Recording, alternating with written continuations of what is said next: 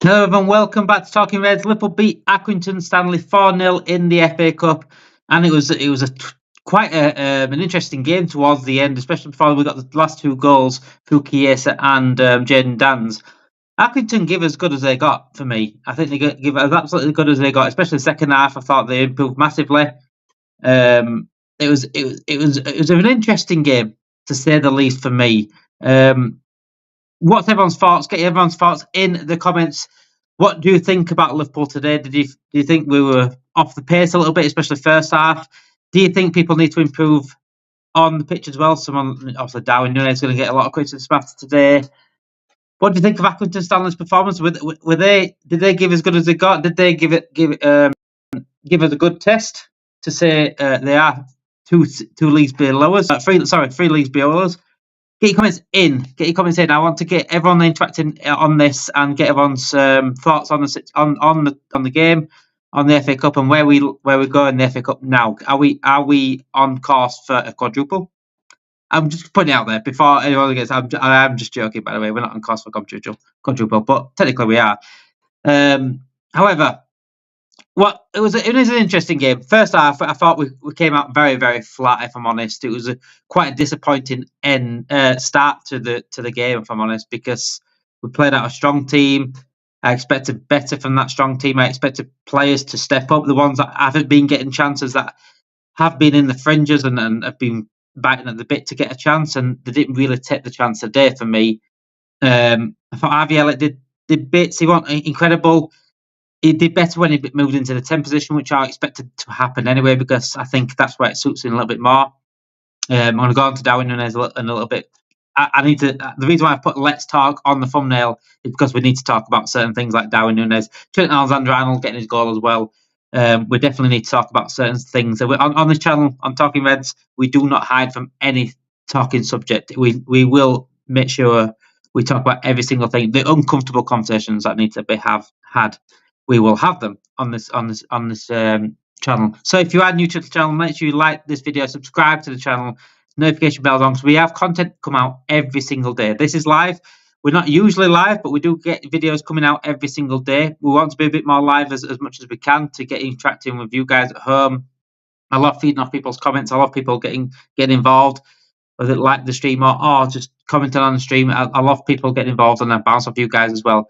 So if you are new, please make sure you like the channel and subscribe to the channel as well, please. So 4-0. It was quite flattering in the end, I'd say, as a whole. I think it was pretty much expected to be about a 4-0. It was quite a drab game at first half. Second half, we improved a little bit in terms of the tempo, but Accrington got into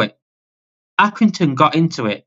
And they certainly give us a little bit of fright towards the end, especially second half. Mid-second half, they were dominating the game. They were actually dominating the game. They were getting corners after corners. There's a couple of chances. They had a good free header in the second half to make it 2-1. And if it gets 2-1, it can soon get quickly 2-2. That's the game of football. That's professional football. These are professional players, by the way, at Accrington. Yes, we should be battering them anyway, but these are capable of scoring goals. They score goals. They're very, very good footballers. Compared to like the rest of us in the country, they're very, very good footballers. They're very capable of scoring a goal anytime, and we give them chances to score those goals. They just didn't put them in. The corners were causing quite a bit of a havoc. So quite a few free headers, if I'm honest.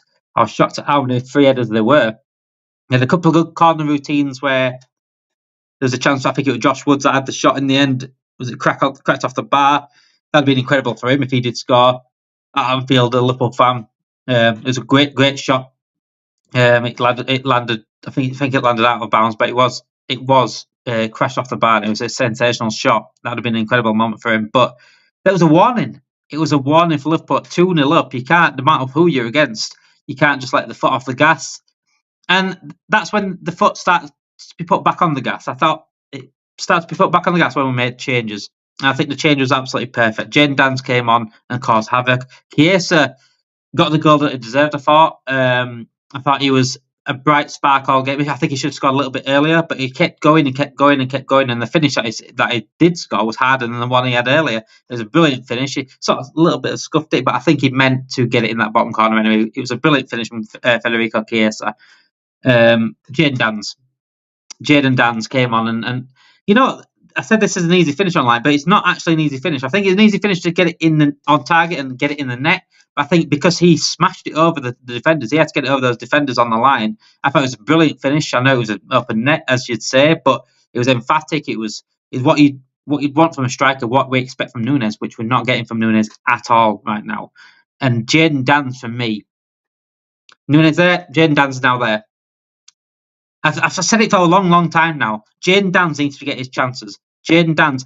I've been even speaking to Championship fans and saying, look, we're wasting Jayden Danns here. We're playing Núñez and he's shit.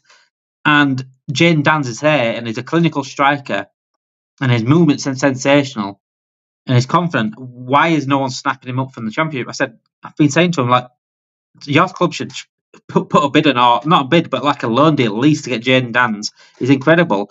Comes on and scores pretty much within 10 minutes of coming on, and 5-10 minutes of coming on, and it for me, Jayden Danns coming on and scoring, and Chiesa coming on and scoring, put the nail in the coffin for Darwin Núñez. It absolutely did.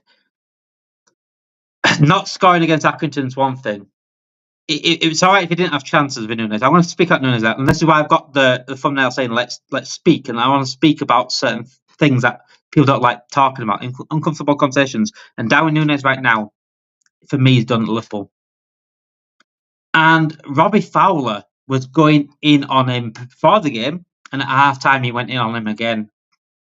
And when it takes the legend of the club, probably one of the greatest players we've had at the club, and one of the greatest finishers we've had at the club, certainly finishers, natural finisher like that, for him to say what he's saying, he didn't usually say much about things, but it was quite damning on Darwin Núñez. I think that it's, for me, I won't say the last time I see Darwin Núñez in a Liverpool shirt, but possibly.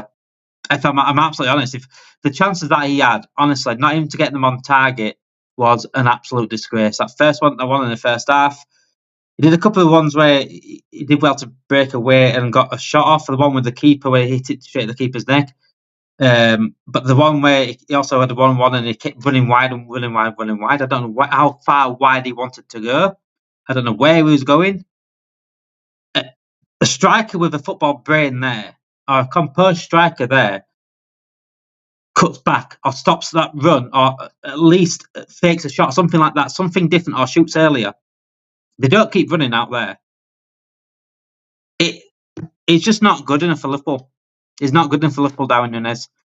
And the reason why he gets so much hate, I think, personally, I don't think he should get as, abuse or anything like that. But I think the reason why he gets so much hate is because the protection of him. I've said this before. The protection of him and the people that absolutely adore him, that can't criticise him at all, go too far as well. And I think we're starting to see now it just simply ain't good enough for Liverpool Football Club. It's as simple as that. And when Jayden Danns is coming on to score and being impactful the way he was, is absolutely telling for Darwin Núñez. Absolutely telling. So let's talk Trent as well. Trent Alexander-Arnold took the captain's armband and he took it with grace, with deliverance and leadership. And I thought he led as a leader. Even though we were flat the first half, I thought he was a standout. If I'm honest, I thought he was not sensational, but I thought he was just a standout in terms of our team, and I thought he led perfectly. And the goal, wow, what a goal from Trent Alexander-Arnold! And they mentioned it at half time on ITV. They mentioned about that he didn't have much backlift. He didn't really lean back. He didn't have much time. He just hit it. It was like a snapshot, but a very, very good snapshot. He had time. What I'm saying, but the way he hit it, I mean, he had time on the ball, which allowed him to hit it. But I think the way he hit it, it was like it was rushed, but it was just absolutely perfect. It was a sensational strike, as calm as you like, a bit like Virgil van Dijk. But I just think Trent Alexander deserved that goal today, and I'm glad he got it. Whether we keep him or not, I think he will go down as one of many favourite Liverpool players of my time, and I just hope we do time down. I hope we do time down, because when the talent that he has is irreplaceable, it's hard to replace. Yes, we're going to replace Salah and Van Dijk are just as hard to replace. In fact, even harder to replace. But Trent Alexander-Arnold, let's not get anything clear. Let's not get anything mixed up here. He is an absolute special talent, and if he goes, we will miss him. It's as simple as that. I know it's Accrington Stanley today, but he's just a sensational player. A sensational player. Going around the team, I thought Endo did all right. Again, I expected Accrington to be physical, and they absolutely were. They got a few tackles in, and the attacks came on physicality. It came on crosses, it came on corners, and you know what? Fair play to Accrington Stanley. Fair play to Accrington Stanley, because they really, especially the second half, they really went for it. I thought they deserved a goal. If I'm honest, I thought they deserved a goal. I thought they really played well the second half, especially, and they did. I think they did themselves proud. I know it was a 4-0 in the end, but it's just the difference in players, the different level of players, the different class of players shown in the end. It absolutely showed in the end, and that's nothing on Accrington Stanley for me. I thought they absolutely did as best as they could, and fair play to them. Good luck with the season as well, Accrington Stanley. But regarding Liverpool Football Club, good win to get through. Big game at week against Forest, a big game, because that is away, and that is a game that could not define our season, but have a big impact on our season. Because if we don't win that or lose that, especially, it's a big reaction to not winning recently as well. So let's bounce. Let's keep this momentum a little bit. I know it's a 4-0 against Accrington Stanley, but it's a momentum shift, and let's keep it going midweek against Forest. Thank you everyone for watching. Like I said, if you are new, make sure you like this video, subscribe to the channel, because we get daily content out every single day. Not just match reactions, not just match previews. We get quizzes, we get debates, we get guests on from other channels, we get guests on from other fans. We get absolutely everything. Absolutely everything that you want as a Liverpool fan. And even rival fans, I think, should enjoy this channel. Everyone, make sure you just subscribe to the channel, notification bells on as well, because we will get content out every single day, and it'll let you know when we do get the content out as well. Thank you everyone for watching. Have a great day, guys. Have a great weekend. And it's nice to start with a win the weekend.